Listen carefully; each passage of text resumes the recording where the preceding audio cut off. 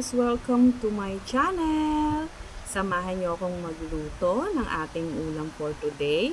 Ang pritong galunggong, pritong talong, at ang alamang. Ayan! Ulam for today's video. Ayan, una painitin natin ng mantika. Sana all pinapainit. Ayan. And the next is, iprito na natin ang karne. Mali yung nabili kong karne. Dapat pala ano na lang, giniling.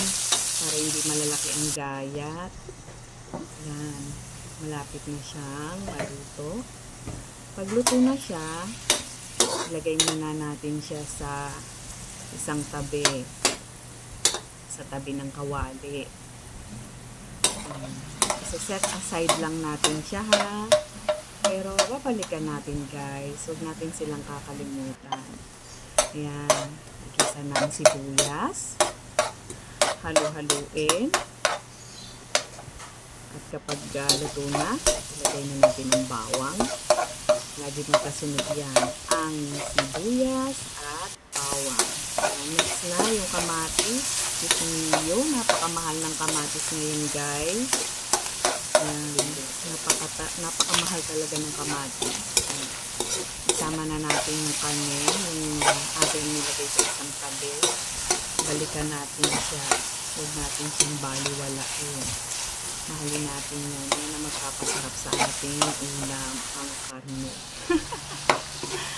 Ayan, next. Ilagay na natin yung alamang. Diba? Ang sarap-sarap ng alamang kaya. Gusto ko yan na nilalagay sa kanin. Parang ginaganahan ako pag may alamang. Ayan. Timplahan lang natin ng konti. Kung naglalagay kayo ng aji, konting paminta. Ayan na. Lulutuin na natin ang pritong purple na talong. Ayan. Hinati ko yan sa gitna para hindi siya matagal lutuin. Dapat hati. Matagal kasi lutuin pag bilog. Ayan na. Ako talaga ako sa tilamsik ng mantika. May tilamsik kasi yan kaya takpan natin. Ayan, sana all purple ang talong. Ayan, malapit na siyang maluto.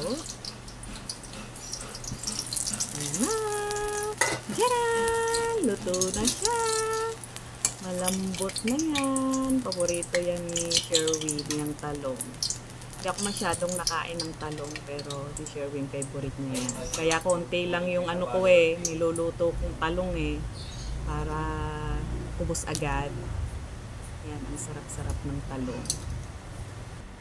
Next na natin ang galunggong.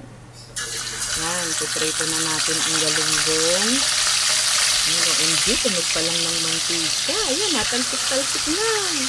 Ayoko talagang magpiprito. Sa totoo lang. Favorite ko yung mga pritong ulam. Pero yung ako magpiprito, takot talaga ako sa tilamsik ng mantika. Ang sakit kaya niyan sa balat.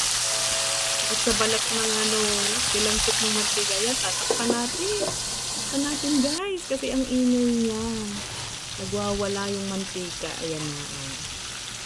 Lapit na siyang maluto. Diba? Ang galing, magic. Tinakpan lang pagbukas. Luto na. Ayan na. Ready na siya.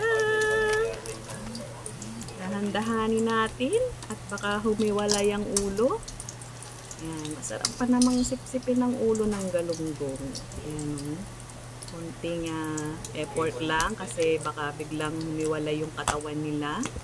Baka ma-reject tayo. Yan. Dahan-dahan, dahan-dahan. Oh, diba? Buo siya. Ang crunchy niyan. Oh, ayan na. Muntik na maputol. My gosh, ano ba yan? Dahan-dahan lang ng pagkuha. Ayan. Okay na. Ready na siya. Ayan na guys. Tcharan! Ready to serve na. Kanin na lang ang ulam. Kainan na tayo. Salamat sa inyong walang sawang panunood mga classmates. Kain na tayo. Ready to serve.